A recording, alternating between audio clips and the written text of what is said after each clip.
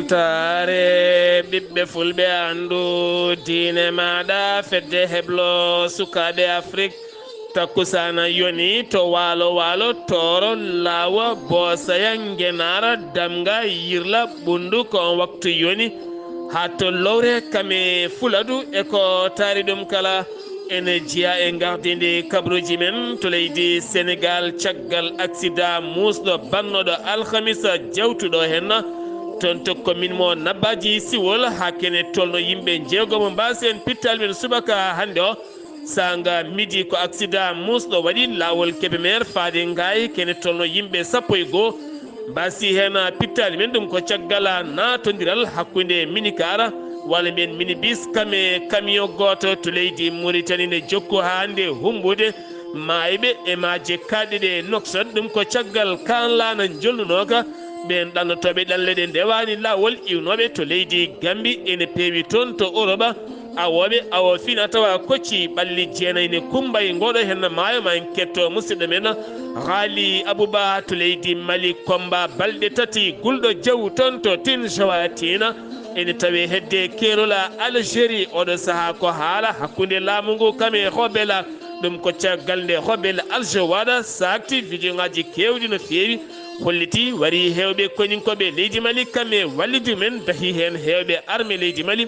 holliti dartima ndeɗon fiyande to Guinée Conakry ko weltare wonande finoɓe to laaɓe Mali ha to Kédougou kala ɗum noon ko lawol ɓurgol bonde e booli woni hayre mum fawa ɗum ko ñalawma heccanki o kabruji men maren ha to Burkina Faso Bénin ma jaa to Cameroun RDC Congo Afrique du Sud ha to joolama jaɓeri musidɓe tedduɓe woto goɗɗe joni jañoɗen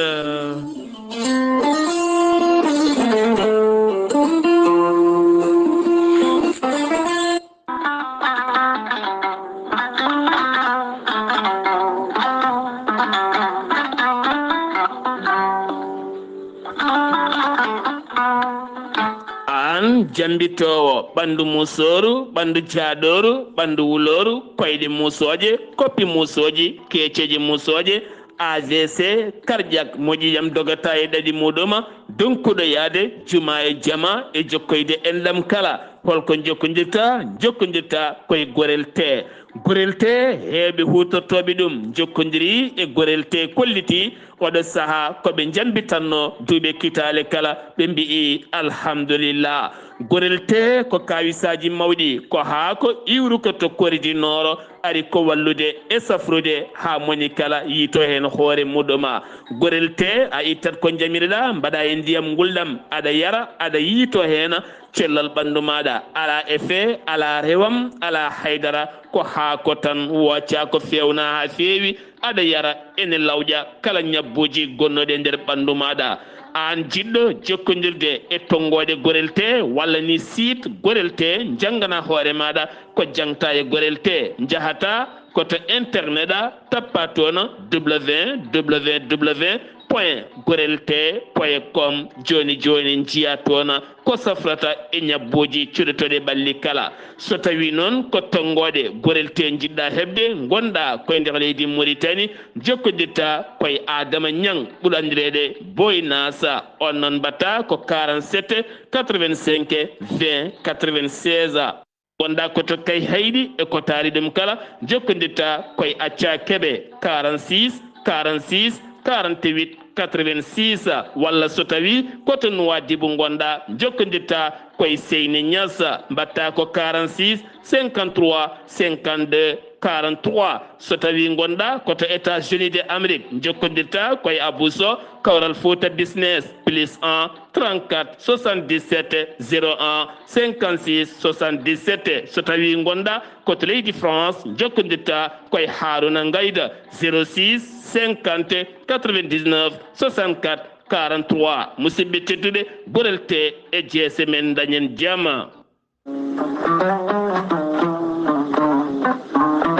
Ceerno Ahmadou Tidiane Diallo gorko mo melga wuro jinneji laaɓaɗo listihara kumpitiɗo lasrari gollowo golle mantiniɗe e nder rendo.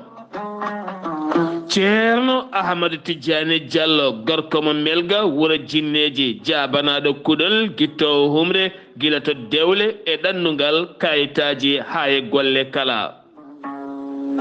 Ceerno Ahmad Tidiane Diallo bittuɗo leɗɗe hayɓen kollaɓe cafrowo yoga ñabbuji cuuɗotoɗi e nder ɓalli kono kadi cafrowo fibron kono ne kadi debbo donkude ɓesnude caɗele gorago emo seyɗani memi kala.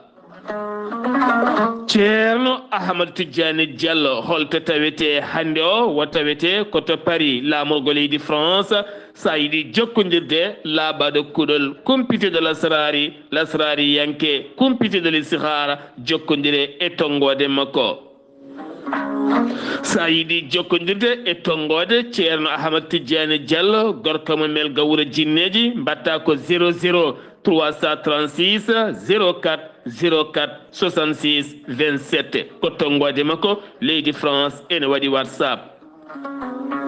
musidɗo makko giɗo makko ene tawe to Dakar lamorgo leydi Sénégal ene wiye ceerno Abdoulahi Diallo sa jokkodire on mbatta ko 00 221 77 714 94 15 musidɗo makko giɗo makko ceerno Ahmadou Dia jeyade to leeraɓe taweteɗo toon to Dagana ha to Rosso base on noon sa yiɗi jokkodirde mum mbatta ko 77 537 79 28 musidɗo makko miñi ko giɗo makko ene tawe to Noksoɗa lamorgo leydi Mauritanie woni ceerno Siré Diallo sa jokkodire makko kanko ceerno Ahmad Tidiane Diallo gorko melga wuuro jinneji mawrokke tongode ona.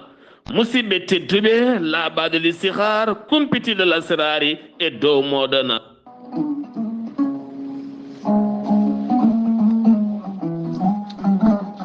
aadi bil aadi salade aadi ɓuri firtude aadi. ceerno Djiby Sy ko wittiyanke leɗɗe ko safriyanke safruji fina tawa ceerno Djiby Sy ko jaadindo ɓalwal e danwal kala. ceerno Djiby Sy ko labdo reedu malaɗo woni omo safra rafiji kewɗi ɗi jiida ciirola ko wayno kiste fibrom dogam sitte rewɓe ɗon koɓe sowade rewɓe dartoraɓe kala. ceerno Djiby Sy ne jogui leɗɗe so tawi a ƴetti leɗɗe ɗe a waɗi no wirumani dendagal mborosaji gonɗi e nder ɓandu ma ɗi ponnoɗa oppirede yaltine ha laaɓa yalta ha laaɓa ha jiira guite ma. ceerno Djiby Sy ne yawrene worɓe ustoraɓe gorago yawɓe yitade koye men e jippiɓe lece kala e on fanno mo jogui leɗɗe wiyete ko muuɗa hirda ƴetta ɗum joni joni jiɗɗa hoorema hano hannirta ni. ceerno Djiby Sy ne jogui pegge usura pewnade bawɗinelde kala leydi kala continent ɓeydoje arsigaji pittoji dabruji. ceerno Djiby Sy ko labdo reedu malaɗo wune bawɗo listihar ko indema inde nene ma dokkatamo o haala ko woni nder ɓerde ma ha mbiya yoni. ceerno Djiby Sy wonande kay ɓiyen yiɗi wadde nde listihar so tawi ko leydi Mauritanie ko ujunere uguya so tawi noon ko leydi Sénégal eɗen danga leyɗele ñamoje franc CFA kala ko 2000 franc CFA. omo jogui numéro weva e numéro orange money so tawi a lumbi en haalisma ma yetto ha ɗo hannirta ni. on numéro ɗon mbatta ko 00 221 78 128 35 98. kala jiɗɗo jokkodirde e makko noon to banggue WhatsApp e to banggue appel kala ceerno Djiby Sy heɓete koye 47 22 80 84. ceerno Djiby Sy ne andino dendagal kileɗeɓe mum wonde safruji to banggue makko ne newi hano hannirta ni. tawi ko tawteɓe nder leydi Mauritanie ko ujunnaji 6 uguya so tawi noon ko leydi Sénégal ñamoɓe CFA e dendagal leyɗele kala ko 2000 francs ko ujunnaji 2 woni 10 000 francs CFA. ceerno Djiby Sy ne andine dendagal kilineɓe mum mo jogui leɗɗe fannuji tati hen fannu goto sa ƴetti ɗum fodde sappo e tati yalta ma ha laaɓa. fannu goɗɗo so tawi a ƴetti ɗum fodde sappo e jeenere yalta ma ha laaɓa. fannu tataɓo wadde taw gawri samme walla gawri suuna so tawi a ƴetti ɗum fodde temedere yalta ma ha laaɓa. ceerno Djiby Sy ne andi dendagal kilineɓe mum e oɗo saaha joni mo tawe tokka haydi to leegal bitegal kebbe sara école kese mo kebbe lawol faade lycée ba. ceerno Djiby Sy ne jogui base mum to Nouakchott base ono golla hano hannirta ni tawi ɗon min jikoni wiye ceerno Alassane Sy. ceerno Alassane Sy numéro mum ko 32 72 04 99 ceerno Djiby Sy so laaɓama ka miskino safruma ha mbiya weng taw hay mbuuɗa yoɓani ceerno Djiby Sy ko labde reedu malaɗo woni mbadden dandu faade makko kettode kaburuji mon e demgal pula Afrique Asie Europe Amérique Moyen-Orient Océanie jam ñalle mon musidɓe tedduɓe altina nogase jeenayi jeeɗiɓuru hitande ujunnaje ɗiɗi e nogase nayyi yonti kumpital mene ɗemgal pular ɗo yeeso haalirde he ko musidɗo mon guiɗo mon sehil mon Sar Abdoullahi Sarr to karallagal Weltare TV ko musidɗo mon Saydou Abouba ñande alhamisa jawtuɗo henno caggal on accident musɗo bannoɗo ɗon ɗo yiltorde ndulmaji woni hayre seedo caggal minicar giwnoɗo to dande maayo natodiri e camion ha waɗi yimɓe jeegomo keddi hen ene waye deƴƴaka accident goɗɗo musɗo kay baɗɗo e nder ñalawma altina hande o lawol ngaymehe Kébémer woɗɗani noko mbiyata woɗɗani dande ko ɗon noon oɗo henna minibus natodiri e camion goto waɗi noon sappo e goo neɗɗo wasɓe hen pittali mumen yimɓe jeenayo gañimi hen nawama to hôpital mo Louga ɗum ko caggal nde ɓen dadiɓe faabu ɓe hinde sapeur pompier mbawi arde hen caggal en accident ji jayde Weltare TV weltare ɓiɓɓe fulɓe nelde duwawa wonande ɓen a ruttiɓe hen ɓe cellani ɓe nde jomiraɗo ɓeydanta ɓe cellala ko ɓuuri yawde ɓe dutto e galleji mabɓe Touba ene mawnina ñalawma lekki on ñalawma lekki noon innira ɗum ko Khadim Rasoul woni Cheikh Ahmad Bamba Khadim Rasoul ɗum jogori latade ko nayi lewru uta fanduɗo hen ɗo so jomiraɗo haaji e dow teddungal khalifa o woni Serigne Mountakha Mbacké kono kadi ma tawtore ɗum mawɗo leydi Sénégal hono Bassirou Diomaye Faye ne tijja jaɓɓede toon jaɓɓungal paydingal ñande nayde ɗum noon teddinira ko ñalawma lekki kono hikka ko lekki mangowi ki ganduɗa ko ɓesnowi ko ɗum tigui woni ko teddinira gam oɗo saaha fandare mabɓe ko yidde lorde ileɗɗe e dow inde teddungal khalifa wuuro ngo woni tan khalifa mo mouride kala woni Serigne Touba Ahmad Bamba Khadima Rasoul ɗum jogori wadde ko ñande nayyi ɗon ɗo wuuro Touba ngo keddoɗen koto Touba gartaten koye jillo Amadou Ba gonnoɗo hoore jaagoɗo e laamu Macky Sall kam kadi wonno mbir Benno Bokk Yakar e sumgoji no gasinayi lewru mars yawtunduɗo hen kam waɗi jillu muɗum toon to wuuro teddungo Touba hakkude makkoye khalifa général mo Touba woni Serigne Mountakha Mbacké ɓe mbawi yewtide toɓɓe jaƴƴi no fewi kanko Amadou Ba o holliti o andi ceernajo joni ken tolno e duuɓi nogas ceernajo heɓɓitima wi hakkude mabɓe ko cehilagal manggal woni ɗon ma wini elle ɓuuri cehilagal ene wayno ni ko hakkude jinnaɗo e ɓiɗɗo mum wayni kono ɗum tan woni ɗon kanko Amadou Ba o holliti addanimo toon kala ko fati e dawrugol politique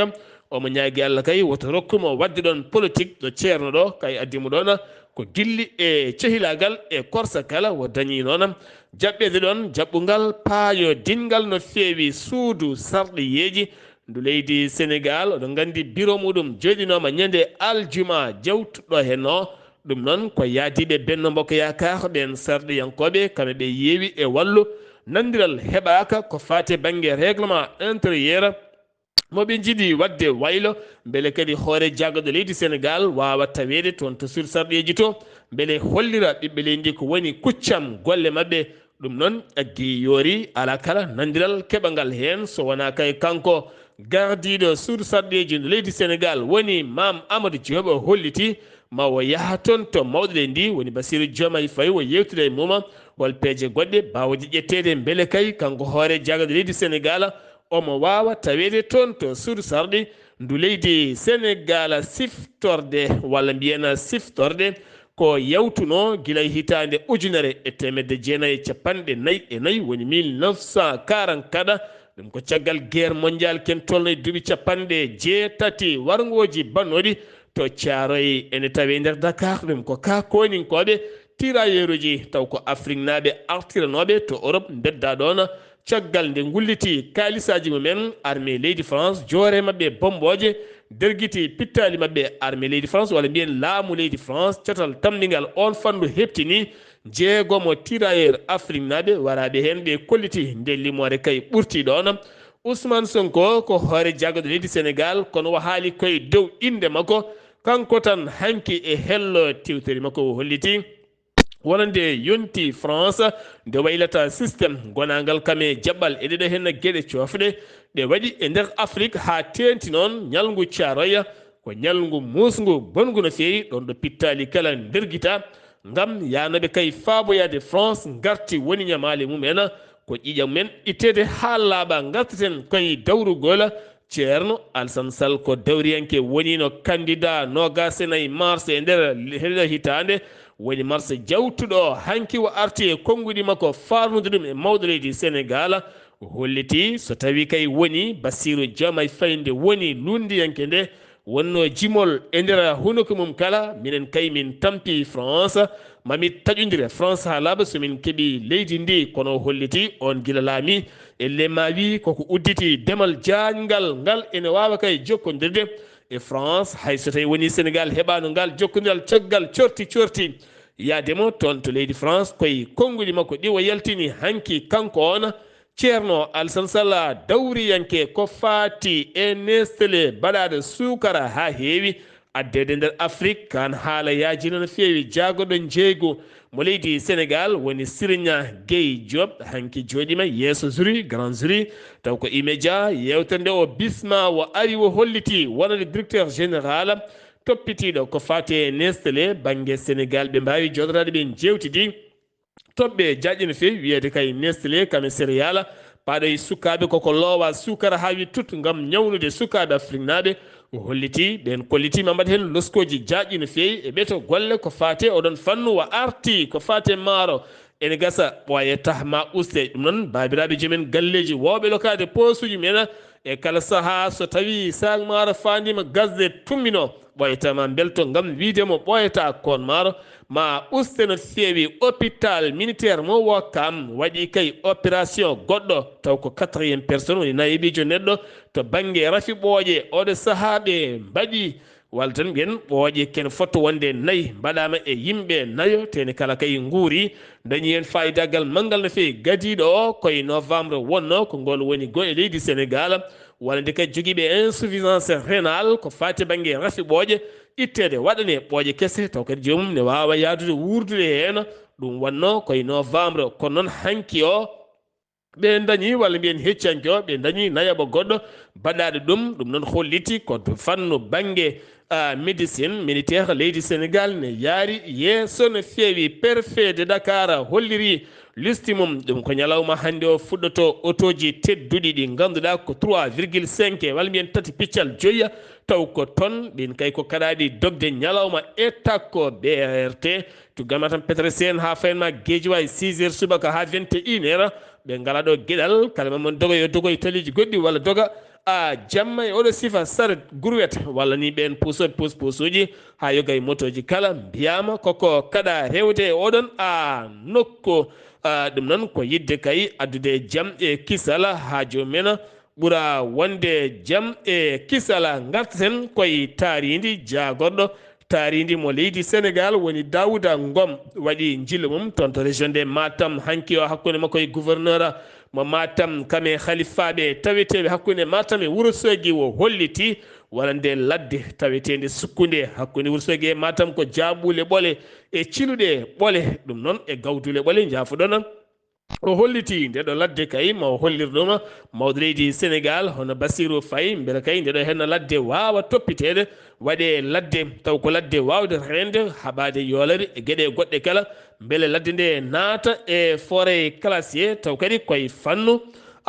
towɗo no feewi o dañi yaade ha to pattuki e nder diwan mo Houdallaya o yillima toon gam yurnitade gonangal toon dañi lorde toon leɗɗe kewɗe no feewi kono kadi o wasiyima ɓesguji leydi ndi ne ruttoto e lorde leɗɗe nde tawno lekki ko kañum faaboto yimɓe haɗa yoolayru haɗa yooro ɓamtade haɓo kala ko fati banggue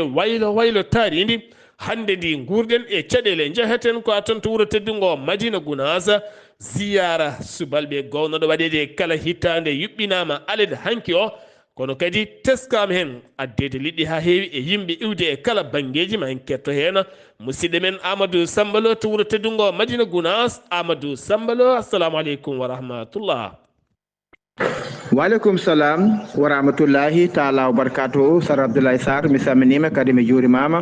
mi salmini dendagal bandiraɓe hettotoɓe Weltare TV, weltare ɓiɓɓe fulɓe andu dina ma. Sarr Abdoulaye Sarr kabruji men ɗo e nder wuuro teddungo Madina Gounass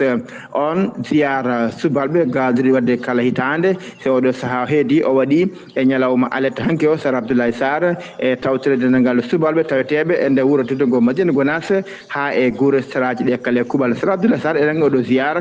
o fuɗɗi hiraji ujunere e temedde jeenayyi e capanɗe jeeɗiɗi 1977 guila e gurdam ceerno Alaji mo Seydou ziyara o fuɗɗi. Guila nden ziyara ne waɗa alhamdulillah minen hitande ujunaji ɗiɗi e nogas woni 2020 ɓen sukaɓe wiyeteɓe daka subalɓe wonɓe caggal leydi ha e nder leydi ndi kala kamɓe kala ɓe mbaɗa ko pelle gam rendinde haalisaji so ziyara o yonti gam dendagal ko sohla e nder ziyara o taw ɓe mbawi ittude mbawa ɗum wadde hano hannirta ni. Ziyara o waɗi e ñalawma hanki o. Sar Abdoulaye Sarr alet hanki o bandiraɓe kala guimmo yima dendagal guure saraji taweteɓe e nder Madina Gounass kala ha e saraji kala gaari e gargol kewgol gargol mamtinegol bandiraɓe kala gaari e peewal nde Sar Abdoulaye Sarr ha waktuji ɗiɗi ñalawma jonti kono dendagal yaɓani galle ceerno hawra juste ceerno ene yalta galle muɗum gam yaade toon to jamma makko Madina Gounass juula waktu tislar o caggal muɗum arta ɗo ɗo caali ceerno ɗon jaɓɓoto dendagal arɓe ziyara hay dendagal juma haajuji en kala wawama jangtede e gardugol ceerno Hamadou Ali Sall on to phase subalɓe jooɗi o jangtima wonde subalɓe gaari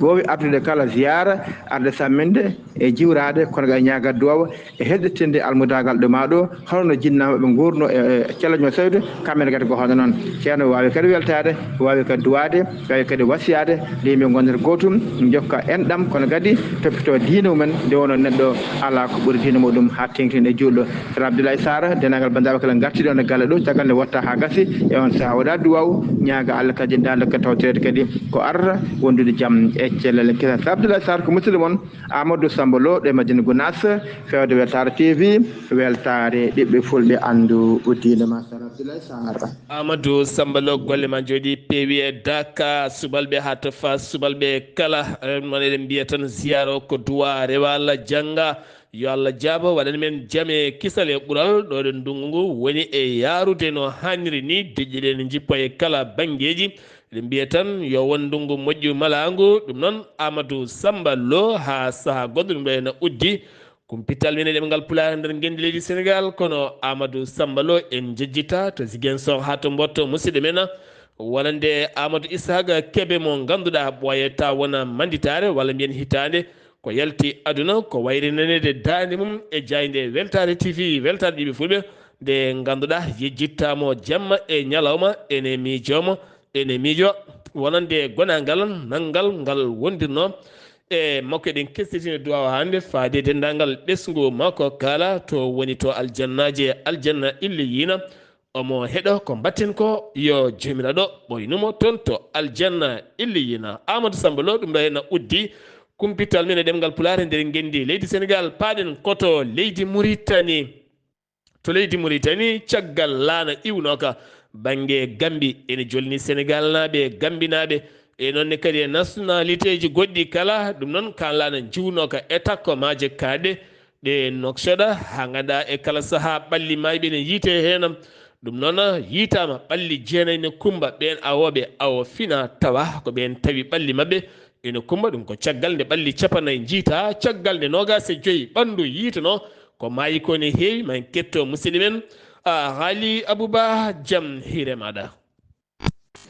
jaam hiirema ceerno Abdoulaye Sarr jaam hiire moon hettiyankoɓe radio weltare ɓiɓɓe fulɓe weltare TV ko noon tigui ko ɓuuri tengtude kabaruji men e nder leydi Mauritanie ko maayo Nouakchott ina jokki wukkidde e kala saaha goskiji taw ko sagataɓe e gueɗe mumen ko wayno objet ji mumen personnel e ko wayno jooɓaji mumen e bidon ngaji taw kadi ɓe mbanno ndiyam koɓe jaari e koɓe jooɓiri ko goskiji noon sagataɓe wonnoɓe ɗanne suuɗeru wonno ummornoɓe kay to leydi leydi Gambie wertiɓe nder leydi Sénégal ɓe walano mabɓe noon waɗi ko balɗe jeeɗiɗi e nder maaje kadde ko adi ko laana mabɓe ene yuwa e nder maaje kadde ɗe leydi Mauritanie ɗum wanno ko guila ñande nogas e ɗiɗi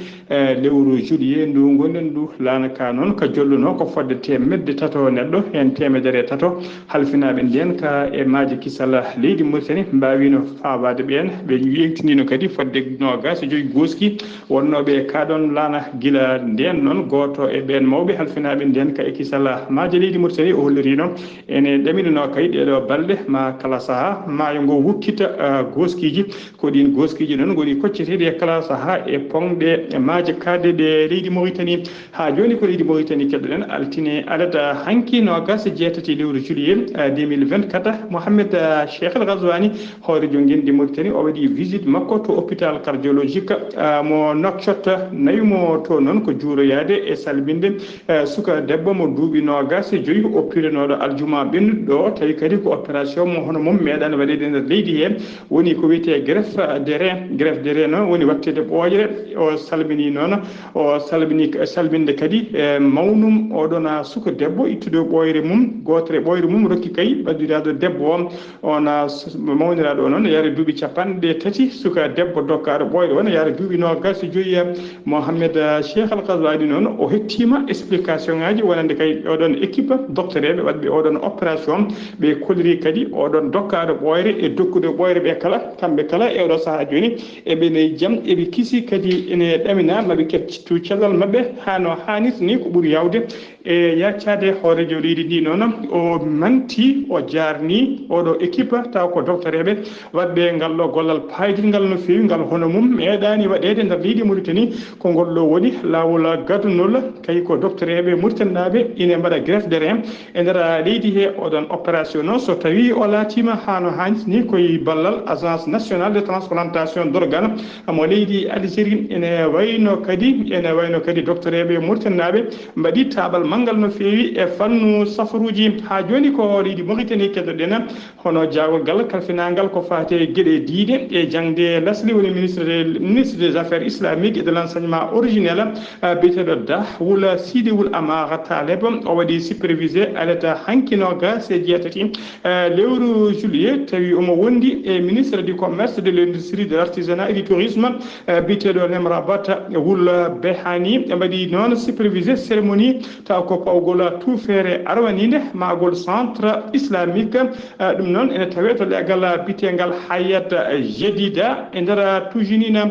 golle ɗe noon finance ɗum ko association koytinaɓe biyeteɗo Nema e exécuta golle ɗe noon halfina golle ɗe ko association biyeteɗo Eliad El Oulia centre o noon mbiɗen afa koto secteur 22 to legal tujinin ene tawe to Nouakchott banggue rewo ene taw e to Nouakchott banggue rewo ene tawe noon e nder oɗon centre ene tawe hen juma mawko no fewi wondude tigui e to wondude e mahadara mawɗo woni mahadara woni to sukaɓe jangata ɓurana cérémonie o noon ene tawtora ɗum secrétaire général par intérim du ministère des affaires islamiques wondude conseiller waali Nouakchott banggue rewo wondude hakim tujinina e ambassadeur joɗaniɗo leydi Koyta e nder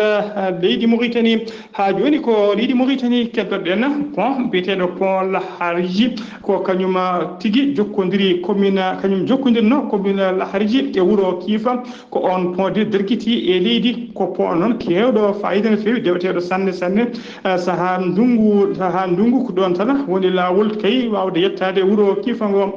ki woni Kuufa ngo pont o noon ɓooyino ko pont o pewnaɗo ko ɓooyi saabu kay guila des années 60 guila hikkitade kay 1960 ko guila nden pont o fewnono kono noon o ŋarɗitodoma hawa yaade jamanu e duuɓi cakkiri ndi teskama noon hay ndungu rawane pont o yanino hikka kadi pont o derguitima e leydi e oɗo saaha joni noon yimɓe falde nden ha tengti Kiifanaɓe mbaɗi eran kayni oɗon pont fewni te ko ɓuuri yawde e yaccade tawi derguitima noon ko kewgol toɓoji o pont o noon ko wameji e wuraji caabi kay hawa derguiti e leydi Sar Abdoulaye Sarr ko ɗum ɗo wonno ko tonguɗen habaruji men e ɗemgal Pulaar e sowtol musidɗo moon sehil moon Haali Abouba yo jaam Allah jogo mi jogo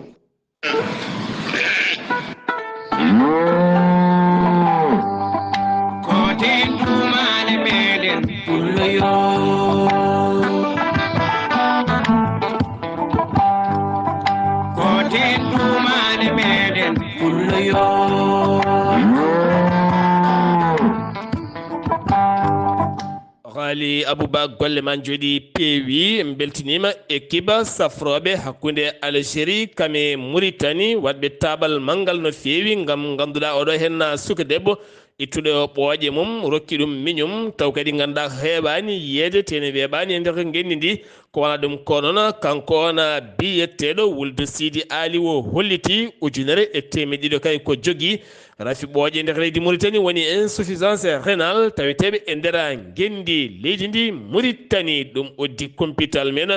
e nder genndi leydi Mauritanie paaɗen koto leydi Mali Tine Joatina eɗen gandi tawete ko hedde keerol hakkunde Algérie kame leydi Mali ke ene foto wonde 133 kilométre hakkude kiidala ton noon wuli jaw komba balɗe tati hakkunde koninkoɓe leydi Mali e wallidi men leydi Russie kame rebelle mo Al-Jawad wallidiɓe mum nden fiyande noon ko fiyande ɗum ko caggal balɗe seeɗa nde armée leydi Mali holliti tetti diwanuji kewɗi taweteɗe oɗon diwan heeɓi toon jooɗi caggal leydi Mali ƴettino pellital ɓeydude sembe koninkoɓe mum beele kadi ɓen koninkoɓe mabɓe jooɗiɓe duuɓe kitali jettaki toon mbawa kay wadde toon base mumen beele ɓe ɓeydo yannude nden kay kisal leydi ndi dekke noon rebelle liiƴima e dow mabɓe ko mbawa ko gulɗo jaw gardiɗo rebelle holliti vidéo ngaji kewɗi nder laylayti renɗo hollitiɓe nanggui hewɓe kay ɓe mbari hewɓe ha tenti noon ɓen russinaɓe taweteɓe leydi Mali wallidiɓe leydi Mali armée leydi Mali ɓe kolliti ɓe dirguiti pittali kewɗi no fewi ne ganduɗa limore mum ala kalɗo daari armée leydi Mali état major général armée leydi ndi yeddi ɗum holliti ɓe mbasi ko koninkoɓe tato ko wona ɗum ko noon ɓe kolliti ɓe dartima ndeɗo hen fiyande Wulde Diaw omo yettamo jaara koninkoɓe leydi Mali e nder ndeɗo fiyande nde ganduɗa haɗo ɗo gonɗen tension ene ngabbi hakkunde rebelle mo Al-Jawad kame koninkoɓe leydi Mali ɗon ɗo wonande Al-Jawad holliti armée leydi Mali hande dogi haalaɓe yalti diwan je tawatin kala walla mbiyen Tine Joatin e nder diwan mum kala hay so tawi woni armée leydi Mali yaltinan taw kaytol ngol ganduɗa ene hollira wonande ko Al-Jawad haali ko kala ko noon walla wona hono noon hélicoptère armée leydi Mali mo hinde type MI 24 ko kam yani ñande aljuma kikiɗe ɗon ɗo waɗino loydo makko loydo noon koye région de Kidal ko ñande aljuma kikiɗe ko yani kono équipe gonnoɗo nder o ala hen mayɗo ni gañiɗo kono lanaka kam dañi tigui bonde e wiide jayde Mali acti finoɓe e nder région mo Gao oɗo saaha kay oɗo saaha kolliti kulhuli mumen e metti mumen duuɓe kitale guyka duumika ka meeɗa ka waylede ɓe erima nde ɓe ɓeydante nden kay kisal ɗum noon oɗon saaha kay hewɓe joguinoɓe daabeji mumen wuuri toon tan ko dahoyde walla ni honoyde wona nde nayyi janani e goɗɗum kala toon to Ansego ha fayenma nokku moɓe mbiyata nokku mbiyata intilita kame Tilimisa e Shawadi ɗiɗo hen nokkuji kala oɗon saaha joguiɓe daabeji kewɗe kolliti kulhuli mumen hewɓe hen ɗanotako mbala ko soppinade ene paadi kay ɓen honoɓe nayyi ene lawol nde gara ɓe erima nden kay kisal nde ɓeydete no fewi ko wona ɗum ko noon 2023 tan e nder région mo Bandiagara ko ene tolno 13 ujunere nagge kay woni ko wujja toon tene hande ne jokki dartaki taw keddoɗen koye leydi Mali wonande 16 ɓiijo taw kadi ko promotion de école de sous-officier taw kadi ko ɓen officier ji heblaɓe toon to Banankoro gasi haalaɓe yeeso jagoɗo konu armée leydi ndi kame yoga e halifaɓe hinde martaba towɗe to banggue armée leydi ndi ken tolno e teme tato e capanɗe jeeɗiɗo e jeetato taw kadi ko sergent woni kay dariɓe gondi wondema jogoro gollal men jaame kisal o saaha tawti koninkoɓe bandu men hen 100 ko rewɓe jagoɗo noon wasima hen wasiyaji mawɗi no fewi to Sahel armée ji kewɗi giwoji to Libye ene nata Sahel armée leydi Libye wiiɗi teeb ɗum noon holliti ɗum ko fel Burkina Faso ko wona ɗum ko noon ɓe nangaɓe woni hen jeeya ko toon to Soudan Tchad woni hen kadi koto Centrafrique ko ɓen dongnanno toon kaɓirɗe nawde toon to Mali Burkina Faso Niger ɓe mbiyama teɓoɗo sa aɓe tawe e juuɗe ɓen daddiɓe sen giwi oɗon fannu paɗen koto leydi Guinée Guinée Conakry laawol ɓurnogol mettude hamnade wonande dognoɓe otoji hakkude Kédougou mo Sénégal faade to laabe mo Guinée kono kadi faade diwal mo Mali taw ko Mali taweteɗo e nder leydi Guinée ko caɗele mawɗe no feewi wonno oto wawa dogde wawa yaade accident ji ne keewi ko gasɗe jolɓotte kono kadi ko tawi ndungu ari elle ma wi ɓuuri ni mettude rewde ngol lawola kono kadi hewɓe finoɓe toon kolliti weltare mumen Alpha Mamadou Diallo arte yañade ɗen gueɗe holliti ngol lawol ngol ganduɗa ko 1.7 kilométre hunde musde mettude ganduɗa koppareje balaɗe en giwi koye bogne islamique de développement kene fotonde 1.6 piccal 7 million taw koye koppareje euro woni kay ko wanja hen beele newnude oɗo hen ya ngara hewɓe jeeyaɓe taw koye 2009 woni hitande ujunaje ɗe jeenayyi e laamu Moussa Dadis Camara e yaadiɓe mum kala ɓen tumanoɓe e wargoji e viol musɗo bannoɗo to 28 septembre ko stade wiyete noon wonno ko 2009 caggal duuɓi ɗiɗi nde ɓe ketta e yeeso suudu ñawore mabɓe jogori yande ko ñalawma ɓaawo janggo o hakkillaji ɓiɓɓe guinenaɓe kala hakkillaji windere kala ene ketti e 31 nduɗo henna lewru Tumba Jakate Moussa Dadis Camara Moussa Tigbaro kono kadi Blaise Ngomo e woɓɓe yaadiɓe kala ene jogori kay hettade ñawore mumen nde ɓe joofa peɗeli ko fate wargoji e viol e lebte bannoɗe toon to 28 septembre hono no wirno wonande suudu ñawore ndu koye on ñalawma kay ɓe dokkirta ɗeɗon gueɗe kala bene Wuli Diaw to bene ɗum noon ko caggal kay nde jango waɗi taw waɗi koye parka mo mbiyata parka Tango ene tawe sara Niger noko mbiyata Kirimama noon kene fotto wonde 13 koninke yani e nder ndeɗo henna fiyande nde ganduɗa hewɓe gañima hen taw kadi walɓe ɗum ɓe ko tumaɓe ene joguiti armée ji ɓe giwi koto banggue leydi Niger to Burkina Faso armée leydi mabɓe holliti waɗi piyanɗe gulɗe jaw e nder basuji ɓen joguitiɓe armée ji ɓe puftini hewɓe noon taw ko moftinoɓe e ɗiɗon fannuji toon to diwal mo Bouclé ne tawe nder toon to diwan mo taw koye diwana Bouclé de Mohoni ne tawe nder Saba e hoore mum ɓe bonni toon noon matériel uji kewɗi ɓe mbaɗi hewɓe no feewi hewɓe ɓen joguitiɓe armée ji dogi ɗacciɗon maayo mumen ɓe kolliti ɓe tetti toon kabirɗe kewɗe no feewi taw koye ndeɗon fiyande to Cameroun ko suka gorko activiste kaalowo taw kadi ko nottotoɗo Zignora Ngome tawetenoɗo toon to Gabo mbiyaɗo tep nawta toon to Douala hande one tawe to Yaoundé to kaso mo Yaoundé jeeyi sababu ko caggal nde waɗi vidéo ɓurɗo yirlade e nder leydi Cameroun on vidéo no wo eri ko autorité ji e gouvernement mo leydi Cameroun de jaɓata opinion e téléji e caméra ji leydi ndi ngara kala no gujjirta haalis leydi ndi no nawri leydi caggal guel to banggue faggudu gueɗe jaaroje holko saabi leyɗele goɗɗe mbaɗa opinion to banggue ɗen jewte kono leydi Cameroun ala oɗon sifa on vidéo noon dañiti commentaire uji kewɗi e nder leydi Cameroun ɗum jeeyi sababu noon o nanga toon to Gabo nawta ha toon to Douala ɓendina toon to Yaoundé hande omo tawe e cuuɗi niɓɓi ɗi Yaoundé caggal ko haali ko RDC Congo ñande jamma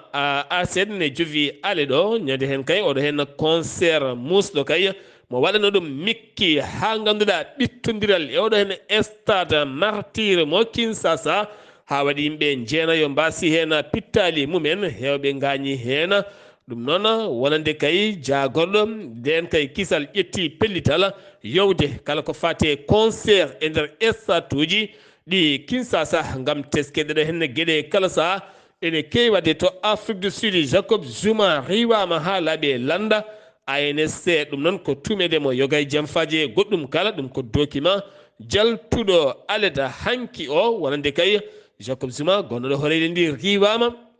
e kaɗon landa ha laaɓi to jolam jaberi paɗen ko leydi Russie koninkoɓe armé leydi mum kolliti ene ɓosa no feewi e oɗo henna guerre moɓe goni hakkude mabɓe Ukraine ɓe kolliti ɓe tetti diwan biyeteɗo diwan biyeteɗo Dambasa ɓe tetti e oɗon diwan kala teni kadi hande ɓe kolliti aɓe ɓosa e nder ɗeɗo fiyande jayde holliti o saaha koninkoɓe leydi Ukraine ene ɗiɓi yatirde caggal no feewi fiyande nde waɗi ɗum hezbollah liban mo yimɓe hasan nasarallah ɗum noon ko hecciyanke o caggal kadi ne mbaɗi recrutaji kewɗi faadino ko mbiyeteɗo gula noon tawete koye nder leydi israila ɓe jooɓi toon 12 fittandu waɗi hewɓe gañi ɓen hakkude jaro e duuɓi 10 e duuɓi 16 hanki o batutowɗo yuɓɓini ɗum hoorejo jaggodo mo leydi israila benyamin netanyahu erima o saaha kamɓene koɓe dartotoɓe gam yoftade hezbollah ko waɗi ɓe ko galle danejo amérique erima nde ɓe ndeƴata wotoɓe gaddude fitina e nder oɗon diwan kala ko waɗa ɗum ko air france yowi yagara mum guila tan to Charles de Gaulle faade toon to Tel Aviv gam renta ɗirketaji bedditeɗi jamma e ñalawma hakkude hezbollah kame leydi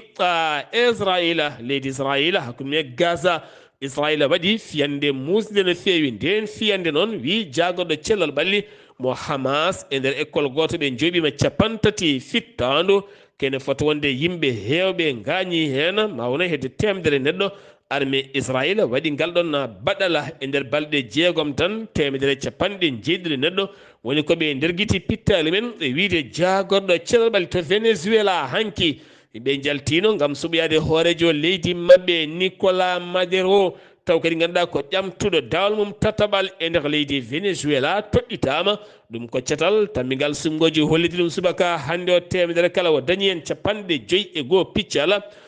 wonande nogas woni ko dañi wari yeeso no feewi rewe makko noon ko lundiyanke nde sondage waɗa teskanoɗo elle ko on woni gañotoɗo woni Edmando on noon dañi kene foto wonde 54 piccala ɗiɗi e kala temedere hayso tawi woni lundo ngo wulli no feewi wonande kay ɗiɗo hen sumgoji ɗi ndewani lawol aɗi mofti guyka no feewi topperu ko seppoji mawɗi mbaɗi toon ɗum noon ko contre président mabɓe laamiɗo ke on joni hittande lebbi 7 woni on dina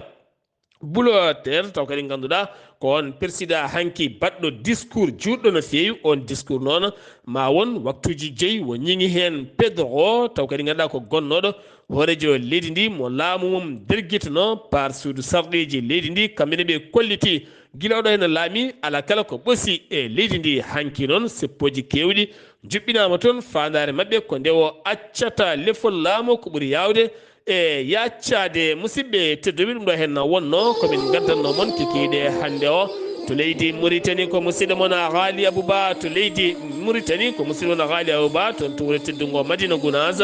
ko musidɗo moon Amadou Sambano ɗo yesso haalirde he ko musidɗo moon